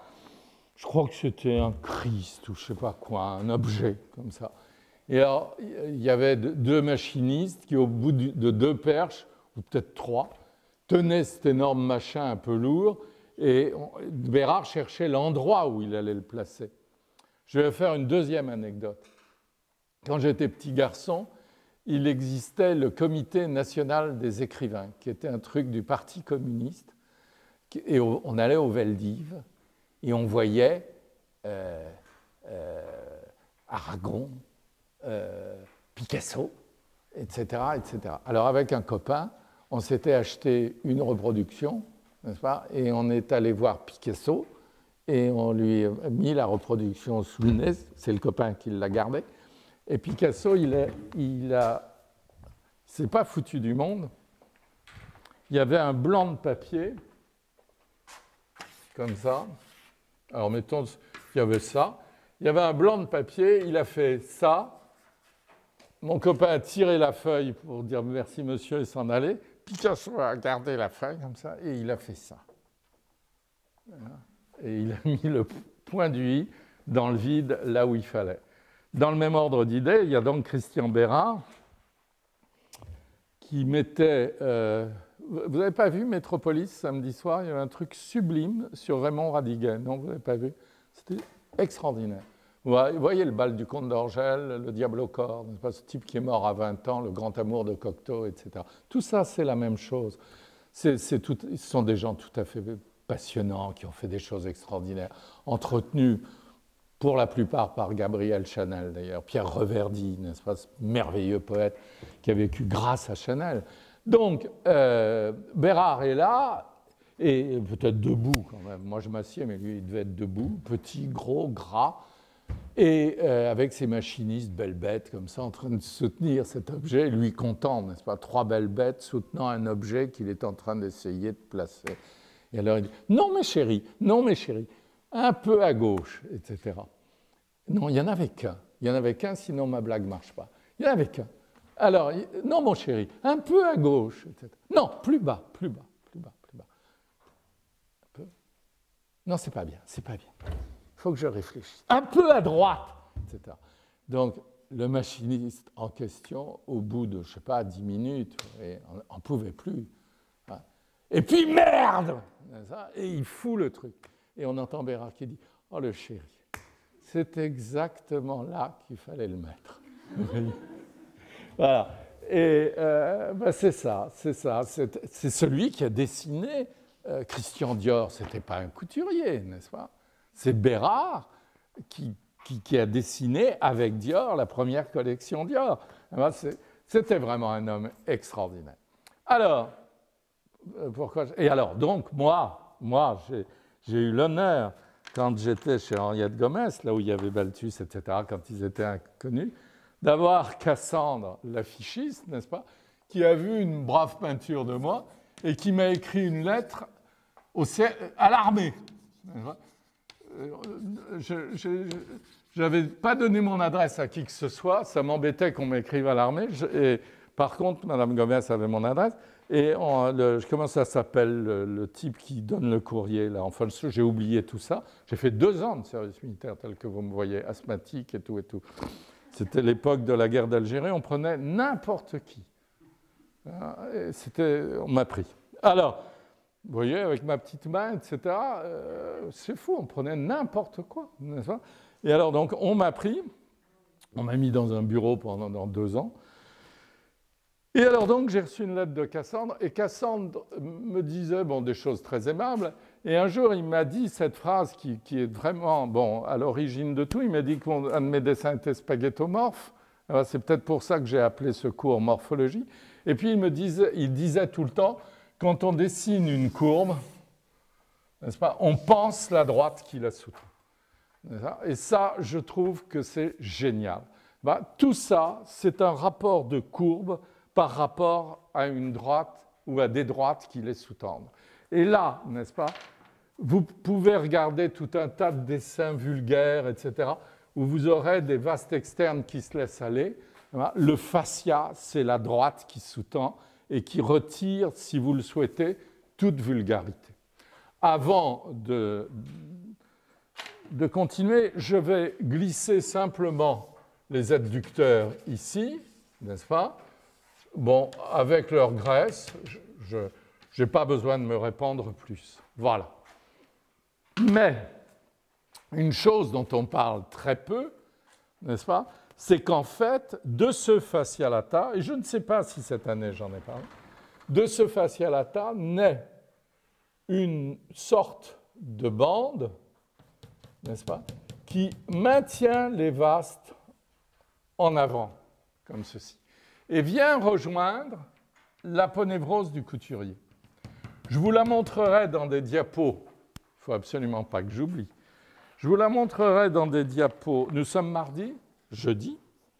Donc, jeudi bandelette des vastes. Je vous la montrerai dans une dissection. Ce soir, vous allez voir des cadavres, et jeudi, vous verrez un morceau de dissection de cadavres frais. Ce sera plus supportable. Ce soir, ça va être un peu dur. Donc, en fait, on peut disséquer cette bandelette, n'est-ce pas? On peut la sortir. Mais en fait, à la vérité, cette continuation du fascialata, n'est-ce pas? Ça n'est que la limite inférieure de l'aponévrose d'enveloppe antéro-externe. Savez-vous pourquoi on voit autant le couturier, n'est-ce pas? Je ne l'ai peut-être pas beaucoup dit cette année. Eh bien, parce qu'il a son aponévrose propre, n'est-ce pas? Est-ce que vous comprenez, n'est-ce pas? En fait, tout ce quadriceps, n'est-ce pas, est dans une aponévrose. Le couturier a son aponévrose pour lui tout seul, alors qu'il est large de 4 cm ou 3 cm et demi, avec une épaisseur de quelques millimètres, 4 à 5. Il a une aponévrose pour lui tout seul, alors que le quadriceps n'a qu'une aponévrose d'ensemble. Les vastes, donc, en viennent à être confondus avec le droit antérieur et à former un ensemble, n'est-ce pas? Donc, vous me suivez là, ça va? Donc, vous êtes en décontraction. L'amour de votre vie est devant vous, là, nu, en disant « je viens ». Vous vous posez la question en vous disant « est-elle vraiment décontractée ?» Mais à ce moment-là, vous ne regardez pas le fond de ses yeux, vous regardez ses rotules et d'éventuels bourrelets susrotuliens. Si vous apercevez ici, n'est-ce pas, une forme en bourrelet que les ignorants prennent pour de la graisse, la rotule complètement jetée en dedans, n'est-ce pas, du fait de la décontraction, le bourrelet susrotulien qui en vient à passer devant le couturier, n'est-ce pas, alors que le vaste interne est déjà passé devant ce couturier, j'ai perdu ma rotule en route, mais elle était au moins là, vous êtes d'accord? Ça vous choquait. Et puis même, il faudrait qu'elle soit plus anguleuse, là encore. Voilà. Vous reconnaissez cette forme? Vous avez déjà vu ça? Je suis sûr que vous l'avez vu, n'est-ce pas? Eh bien, les ignorants prennent ça pour de la graisse. Un Don Quichotte détendu, n'est-ce pas, qui se met en station hanchée, présente, s'il est vraiment décontracté, un bourrelet susrotulien. Je ne vais pas faire déshabiller des garçons, là ce sera gênant, puis ça donnera un côté folklorique. Je vous montrerai des bourrelets susrotuliens, et en particulier chez des footballeurs. J'ai une diapo de football, je ne savais pas très bien. En fait, c'est parce que j'avais mis comme ça la rotule. Je ne sais pas pourquoi, je suis allé la balader en dedans, donc je ne savais pas, mais je sais maintenant où je voulais aller. Donc, je vous montrerai des footballeurs avec des bourrelets susrotuliens, mais incroyables. Eh bien, pourquoi ont-ils des bourrelets susrotuliens? Parce qu'ils ont été photographiés à la mi-temps. Ouais. Un footballeur en action, à moins qu'il soit dans un coin en train d'attendre, vous ne lui voyez pas de bourrelet susrotulien. Vous voyez vaste interne, droite antérieure, vaste externe et tendon. Et s'il est vraiment en décontraction, comme il a un volume musculaire considérable, et puis en plus c'est un grand sportif, c'est avant tout quelqu'un qui sait se décontracter. Ce n'est pas le crétin qui tout le temps fait ça, j'ai cassé la gueule et tout. Non, c'est un type absolument maître de lui qui oxygène ses muscles dès qu'il y a un moment de repos, n'est-ce pas? Donc à ce moment-là, tout tombe et vous leur voyez un magnifique bourrelet susrotulien. Ça marche et je crois qu'on peut, mes enfants, porter la rotule, je vous la dédie, chère Delphine, allez, je te la dédie, chère Delphine, la rotule en dedans, aussi choquant que ça puisse être. Voilà, alors je vais regarder ça d'un peu loin. Question? Pas de question, vous êtes bluffé par ma rotule en dedans. J'en suis ravi. Oui, je crois que c'est vivable. Donc, on va se mettre, qu'en pensez-vous? Un jambier antérieur, hein? Un jambier antérieur, donc c'est ce muscle qui est incroyable, vous voyez, c'est celui qui crée la courbure qui est là, d'accord, en s'y nichant. Il se niche là, et il crée la contre-courbure qui est là. À votre avis, comment? Hein? Son tendon, merci Jean-Marc, en glissant son tendon qui va aller, n'est-ce pas, hélicoïdalement, tirer l'arche interne. Je ne sais pas si je suis capable de vous montrer un jambier antérieur, je crois. Le voilà. Non, vous le voyez ou pas? Le voilà, là. Le tendon est là, vous voyez, on ne voit rien ici. Si je fais ça, n'est-ce pas, on voit le corps charnu et le tendon qui glisse hélicoïdalement à l'intérieur. Donc, nous allons le dessiner. C'est très simple, enfin, c'est très charmant. Nous glissons donc le long comment ça s'appelle, de la crête tibiale. Nous glissons ce corps charnu. Et nous accrochons le tendon au départ du premier méta en descendant hélicoïdalement. Voilà. Yeah. Voilà. J'ai fait un tendon un peu épais, mais la direction est bonne. Par contre, le fuseau ne fonctionne pas très bien. Là. Voilà, mes amis. Voilà. Donc ici, si vous voulez, la crête est très aiguë, et là, elle devient mousse, et elle change de versant. Voilà. Vous souvenez-vous, nous le reverrons, n'est-ce pas? Sur le péroné, il y a deux péronniers qui limitent le contour, et vous avez le tendon du long péronnier latéral et du court péronnier latéral. Eh bien, nous reverrons dans quelques jours, je ne sais pas si c'est jeudi prochain, peut-être nous ferons une jambe externe jeudi. J'ai mon dessin là.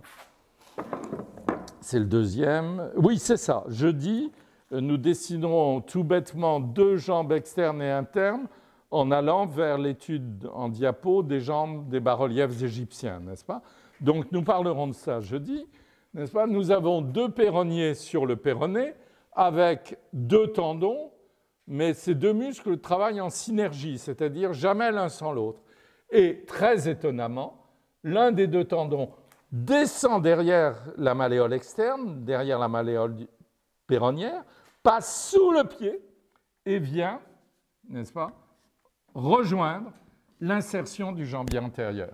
Donc, en fait, le jambier et les péronniers prennent le pied par le dessous, le jambier par l'intérieur, les péronniers par l'extérieur, glissant, je devrais dire le long péronnier latéral, mais ils travaillent tous les deux ensemble, glissant sous le cuboïde, ils prennent le pied et lui font la courte échelle, n'est-ce pas? Donc, lorsque vous avez atterri sur le sol avec le talon, posé le pied, il va bien falloir vous en aller, n'est-ce pas?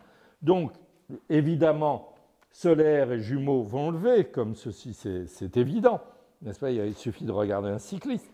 Mais cette courte échelle faite par les muscles antérieurs, n'est-ce pas, va lever le talon et va vous faire partir comme si on vous soulevait le pied par le dessous. Est-ce que je me fais comprendre? On y reviendra. D'accord? Ici, il y a un extenseur qui ne joue pas, je crois, hein, graphiquement, un extenseur commun, un extenseur propre du gros. Si je les mettais, ça alourdirait le dessin, et puis ça n'aiderait pas du tout ma besogne. Question? J'ai entendu une voix de femme, non? J'ai des voix. Alors, il faut un peu de jumeaux. Il faut un peu de jumeaux. Et puis, il est moins 25, on ira se regarder des diapos. Je vais m'amuser à draper de l'autre côté. Donc ici, alors c'est là où il faut penser à la phrase de Cassandre, parce que, regardez, on pourrait faire ça, ce ne serait pas si mal. Voilà. Alors donc, c'est peut-être un petit peu lourd, oui, ça descend trop bas, mais c'est un jumeau interne, hein, quand même. Donc, essayons de nous contenter de ça, peut-être. Hein, que ça reste dans le caractère du bonhomme, quand même. Hein. Donc, et puis, glissons un solaire. Alors, vous vous souvenez, n'est-ce pas, dans cette position, on ne voit absolument pas le tendon d'Achille, mais l'important, surtout, n'est-ce pas? Le primordial, c'est de garder le tibia sous-cutané, n'est-ce pas? Et de bien penser. Alors, évidemment, avec mon jeu de décontraction, là, mais je ne vais pas le faire de l'autre côté. Avec mon jeu de décontraction, on perd le couturier qui passe devant le vaste interne faisant bourrelet, n'est-ce pas? Le voilà qui revient ici. Et vous voyez bien que c'est cette ligne. Pardon. Ah, zut. C'est cette ligne qui descend jusqu'à la malléole interne. Si vous regardez, alors là, l'exposition Michel-Ange, vous verrez partout, n'est-ce pas, ce que Bérard fait. C'est pour ça que je dis que c'est pourquoi négliger? J'ai entendu ça tellement dans ma vie. C'est un décorateur de théâtre. Moi, je suis désolé, André Masson, ça m'emmerde. Pas certains dessins, mais certaines peintures, je trouve ça mais vraiment d'un ennui considérable. Je préfère vraiment un dessin de Bérard à 40 André Masson, par exemple. Mais les dessins, bon, dessins brutaux des années 30, oui, je n'ai pas très bien choisi mon exemple. Enfin bon, c'est pas grave. Non, mais on m'a tellement embêté avec des trucs embêtants. Voilà, donc vous avez le couturier, n'est-ce pas? Et vous descendez votre tibia sous-cutané, placez vos malléoles, etc., etc., etc. Et vous faites ce que vous voulez, n'est-ce pas? En équilibrant vos courbures, etc., etc. Et là, bien évidemment, vous avez peut-être un peu envie de rotule, un peu envie de bourrelet sous-rotulien, etc. Vous faites ce que vous voulez du moment que vous êtes basé sur cette grande descente couturier tibia. Alors, on va peut-être la refaire ici. Insister là, puis s'en aller. Regardez les diapos. Donc ici, n'est-ce pas, on va en faire le moins possible, comme si on avait à dessiner très rapidement. Là, l'angle de Scarpa, bien évidemment, les adducteurs sont très ouverts, n'est-ce pas? Donc ici, on a la cuisse antéro-externe du quadriceps, par contre, beaucoup plus discrète, peut-être même est-ce trop ouvert. Il vaudrait peut-être mieux rabattre un peu le couturier à l'intérieur. Donc j'efface. Voilà. Je vais mettre le couturier, je vais le déplacer un tout petit peu pour que ce soit plus supportable. Voilà. Il y avait trop d'excès là. Voilà. Donc vous équilibrez ici.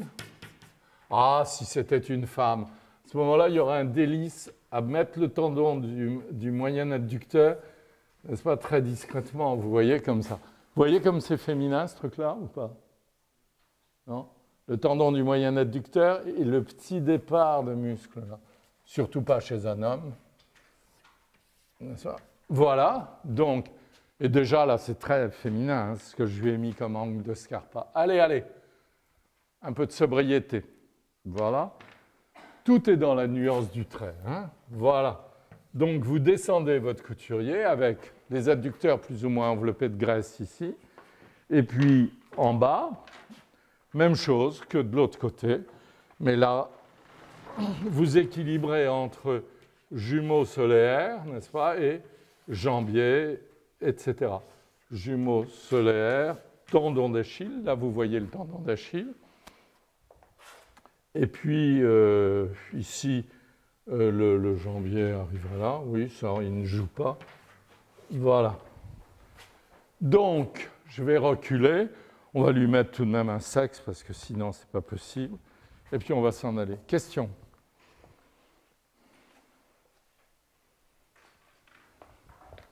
Voilà. On peut lui mettre un peu plus d'angle de Scarpa du côté de la portante, je crois. Eh oui! Oh non! Eh oui! Celle-là, je la confisque, hein, l'État. Alors, donc, oui, c'est là la faute, vous voyez? Du côté de la portante, ça repousse l'angle de Scarpa. Et évidemment, les testicules et la verge sont repoussés par ici, c'est ça, c'est plein de charme. On est côté gauche là, ou côté droit? Côté droit, voilà. Voilà. Donc, j'adore la symétrie des testicules. Voilà, voilà la verge, et tout ça est repoussé. Donc à ce moment-là, un petit coup là, et on tend là, voilà, et c'est charmant. Alors on va peut-être lui descendre tout de même une paroi là, voilà, une ici, faire ça. Ça a beaucoup plu au directeur, ça, l'autre jeu. C'était charmant, il était tout à fait content quand j'ai parlé. Voilà. Mais c'est vrai que c'est joli. Hein. Voilà, ça vous va, messieurs, dames? Bien, donc on va aller regarder des diapos. Eh bien, il avait une façon de photographier les femmes nues qui était quand même pas mal, non? Il y en a 3000 comme ça, que j'ai trouvées dans un placard. Vous voyez, elles sont numérotées. Ben, tenez, il y en a même plus de 3000, puisque 3248, 49, 50, etc. Et ça, c'est mademoiselle Taylor, qui avait 18 ans et qui a été photographiée en juin 1911. Et grâce à Richer, on découvre, merci monsieur, on découvre, vous allez voir quelque chose de fantastique. Voilà la première page, alors, ce sont des albums, j'ai été forcé de les mettre au coffre. Ils étaient dans la galerie là-haut, avec le froid, le chaud, etc. Et la valeur en argent, comment on dit, pécuniaire de la photographie étant devenue asymptotique, ces photographies sont au coffre. Et il y a même maintenant une conservatrice pour elles. Voilà. Et alors là, au verso de la page, tout d'un coup, évidemment, je me suis dit, mais qu'est-ce qui se passe? Il lui a fait mettre des brodequins et des bas. Et vous avez peut-être compris ce qui se passe, mais vous allez encore mieux le comprendre.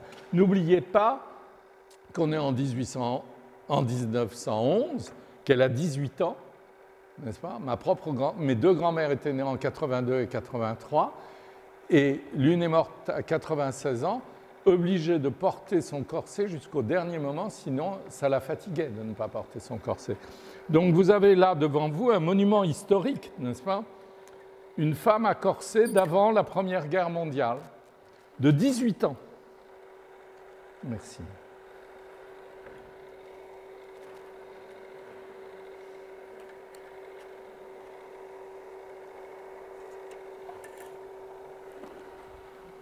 Il y a de quoi faire rêver un collégien, là, hein, quand même. Et c'était le corset, n'est-ce pas? Alors évidemment, habillé, ça avait un pouvoir de séduction, mais ça, Richer, à juste titre, s'est battu, publié des choses en disant qu'une jeune fille, c'est un exemple très connu, s'était enfoncée la dernière côte dans la vésicule biliaire à force de serrer. Vous voyez, donc elle était morte le surlendemain de son premier bal. Mais ça n'y faisait rien. Les femmes se corsent, et même les hommes, dès l'enfance. Mais regardez les ventres à l'air ces jours-ci, vous ne croyez pas que ce soit effrayant? Soyez pas trop intolérante à l'égard de ma grand-mère. Quand vous voyez toutes ces gourdes se balader le ventre à l'air en ce moment et les lombes à l'air, mais ça a l'air de... ça signifie quoi? Hein? En plus de ça, habillé comme... Enfin bon, je me calme. Vous voyez, même en position naturelle, vous voyez, elle avait tout de même 18 ans. 18 ans. C'est là où on voit que l'être humain est fou dans ses passions vestimentaires. Merci, cher monsieur. Comment? Oui, c'est ça. Alors, regardez, voilà, pardon. C'est là tout de même le coup de génie de Richer. Vous voyez, elle a vraiment 18 ans. En plus, elle n'a pas voulu qu'on voit son visage. Ça s'est fait ici, hein. Elle était là. Quand vous avez la photo d'ensemble, tenez, vous voyez le pied de cet écorché-là, ici. Il n'y a pas quelques rideaux noirs, Richer était là. Donc ça se faisait là. Il n'y avait pas le balcon, mais sinon tout le reste n'a pas changé, n'est-ce pas? Donc vous voyez, elle a 18 ans, elle est masquée, vous l'avez vu dans les autres photographies, elle est debout, et regardez, elle est ravissante, ne parlez pas trop s'il vous plaît, elle est ravissante de timidité, n'est-ce pas? Diapo suivante.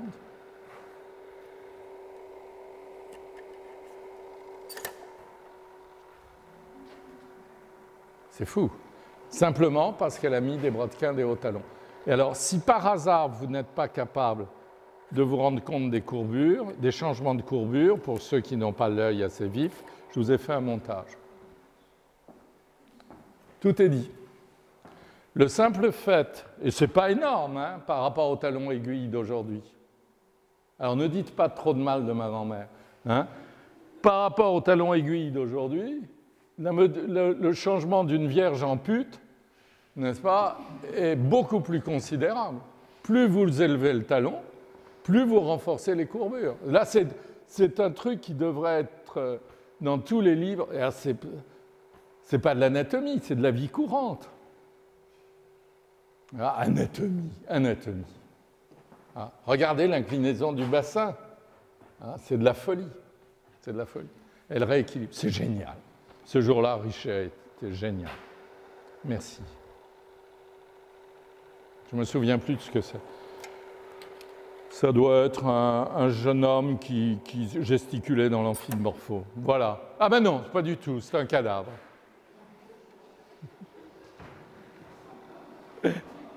C'est un cadavre, une dame, vue par les pieds. Alors, ça va être un peu dur, là, hein, mais peut-être, il y a justement une jeune fille charmante d'Amérique du Sud, je crois, ou je ne sais d'où, qui vient de me saluer tout à l'heure avec beaucoup de respect en me disant « Vous êtes bien le professeur d'anatomie. » Si vous saviez comme à chaque fois, ça me blesse. N'est-ce pas ? Donc voilà ce que c'est que de l'anatomie. Voilà, n'est-ce pas ? Voilà ce que devient le bassin. Voilà que tout s'aplatit. Si vous n'en êtes pas convaincu, vous en allez avoir pour votre argent tout à l'heure, n'est-ce pas ? Voilà le tenseur du fascia latal, le rectus femoris et le couturier. Voilà ce que devient cette chose qu'on étudie en anatomie. Moi, ça me répugne, n'est-ce pas ? Je n'ai jamais voulu toucher à ça, sauf aux mains, parce que le cœur m'y obligeait et me grondait. Voilà. Alors attention, parce que celle-là, elle est épouvantable. Mais vous allez voir ce que devient le rachis et le dos chez ce genre de personnes concernées. Voilà. C'est plat. Vous voyez, on l'a retourné, la malheureuse ou le malheureux, et c'est complètement plat. Vous voyez, jamais dans la vie le rachis n'est aussi plat. Et c'est avec ça qu'on fait des bouquins. Merci. Vous me les présentez très bien et j'ai la grossièreté de vérifier. Voilà, regardez. Vous imaginez qu'il y a des gens aux Beaux-Arts, n'est-ce pas, qui m'ont demandé d'aller faire ça, ouvrir ça. Et les mêmes ne regardent pas leur maîtresse ou leur amant, n'est-ce pas? Ils voient un ou deux choses qu'ils utilisent, et le reste, ils laissent tomber. Je trouve ça d'une grossièreté existentielle effroyable. Alors voilà, le seul intérêt de l'anatomie, de la dissection, c'est ça, c'est de pouvoir prendre conscience, mais on peut le faire chez un boucher, de la réalité de l'aponévrose. Vous voyez, on retourne la peau et le gras, et on se trouve devant l'enveloppe aponévrotique. Là, je dois dire, autant ça n'a aucun intérêt ici du point de vue morphologique, autant là, je ne sais pas si vous êtes d'accord avec moi, il se passe quelque chose. D'autant plus que vous avez une opalescence froide, n'est-ce pas, puisque vous avez un voile clair sur des tissus sombres. Donc ça prend plastiquement un certain intérêt.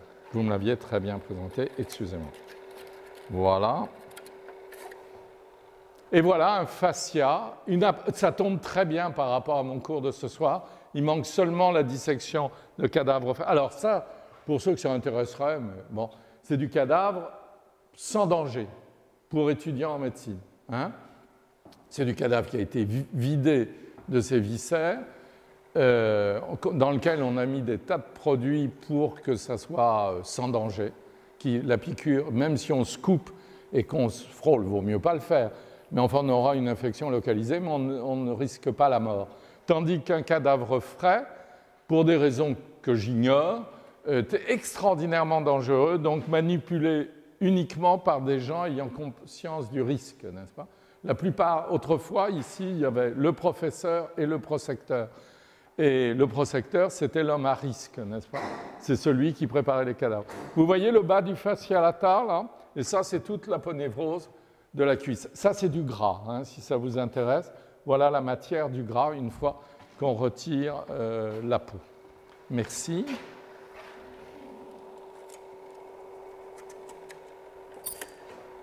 Voilà, c'est tout de même étonnant à ce stade, n'est-ce pas? Le fascia, la crête iliaque, vous lisez, non?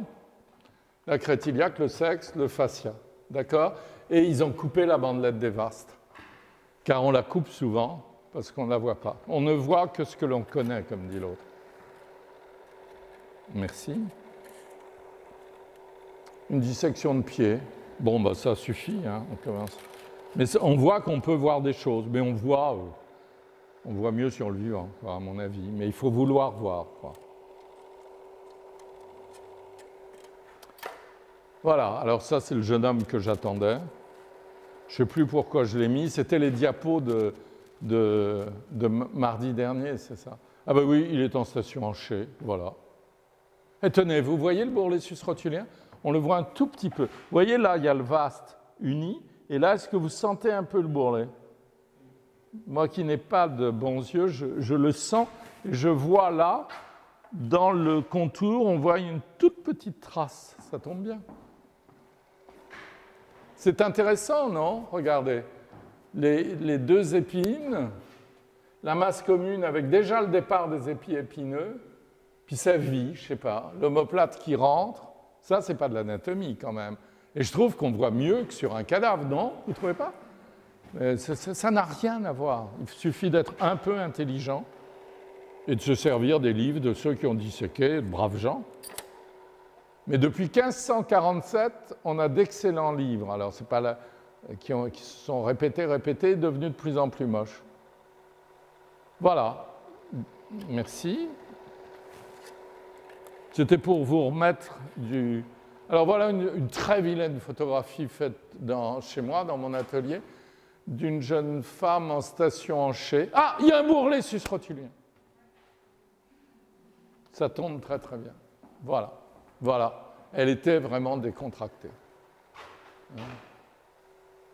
Et là, vous avez un tendon de jambier antérieur avec le corps charnu qui vient bien en avant de la crête tibiale. Alors, il y a sutrocantérienne, sous-trocantérienne. Vous voyez le gras des adducteurs, n'est-ce pas? Et vous sentez que le couturier passe là.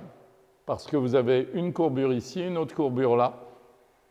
Et là, vous voyez, alors je suis très content, ça tombe très bien, vous voyez, le bourrelet sus-rotulien.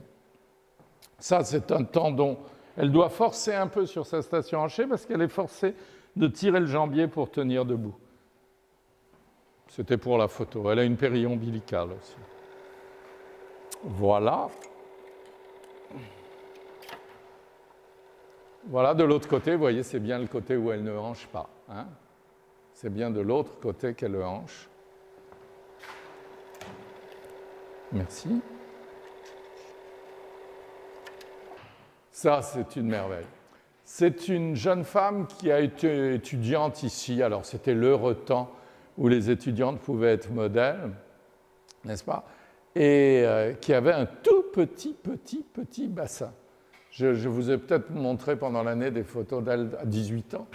Et alors donc, vous voyez l'écartement des épines, et elle a un caractère insensé. Bon, ce qui est stupide, enfin à mon goût, c'est qu'elle ait rasé les bords latéraux de sa toison pubienne. Mais une fois que vous remettez ça en place, que vous regardez le couturier, le tenseur du fascia latal, la fossette fémorale, les épines, le bourrelet sus-rotulien, je ne savais pas que j'en aurais autant, n'est-ce pas?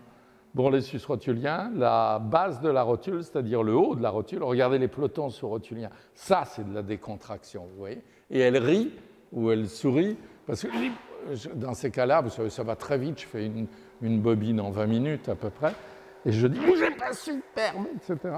Alors évidemment, il et elle sont au guignol, pas le précédent. Lui, il avait inventé ses poses lui-même, hein, pas de problème. Tandis qu'elle, on a énormément fait des diapos ensemble, avant, après accouchement, etc. Regardez, ça a une grâce extraordinaire, n'est-ce pas? Les deux épines, les fossettes fémorales, la douceur le passage du couturier, c'est tout ce dont j'ai parlé ce soir, j'espère, hein?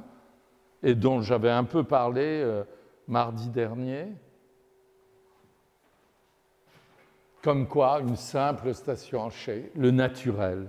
Le crétin d'avant, rien n'était naturel. Il ne savait absolument pas se tenir en public. Tandis qu'elle, pas de problème. C'est très, très étonnant. Merci beaucoup. Et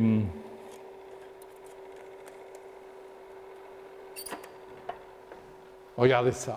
Alors voilà la trace très émouvante, n'est-ce pas? C'est-à-dire que là, vous avez le couturier, là, l'angle creux où passe l'artère, les ganglions, etc. Et ça, c'est un moyen adducteur, n'est-ce pas? Et ça, vous ne trouvez pas ça chez l'homme. Et regardez le galbe, n'est-ce pas, de ce que nous avons dessiné tout à l'heure, jumeaux et solaire, comme ça marche bien, les deux malléoles, etc. etc. Vous ne trouvez pas? C'est une application directe du cours, non? Hein? Merci. Ça, voilà. Puis, je ne sais pas, le naturel. Alors là, le bourrelet n'est pas tellement visible, n'est-ce pas? Il est tout petit. Ça, c'est la base de la rotule, et ça, ce sont les pelotons sous-rotuliens, qui, chez elle, bizarrement, étaient très développés. Elle devait faire un récurvatum qui poussait les bourrelets en avant, en fait. Oui, c'est ça.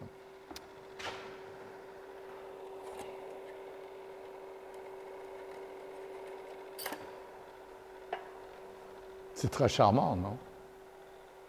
C'est peut-être pas très au point.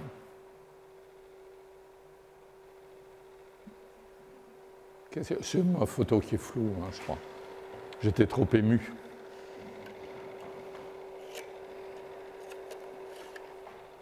Ça, c'est très joli. Ah, ben vous voyez, là voilà la preuve. C'est ce que j'ai voulu faire lors de mon dernier cours, ça. J'aurais pu la mettre. Je vous ai dit, il y avait un récurvatum, vous le voyez. Ah, vous voyez. Il est joli, d'ailleurs. Hein. C'est ce que j'ai voulu faire pour plaire au directeur, ça. Mais c'était raté. Hein.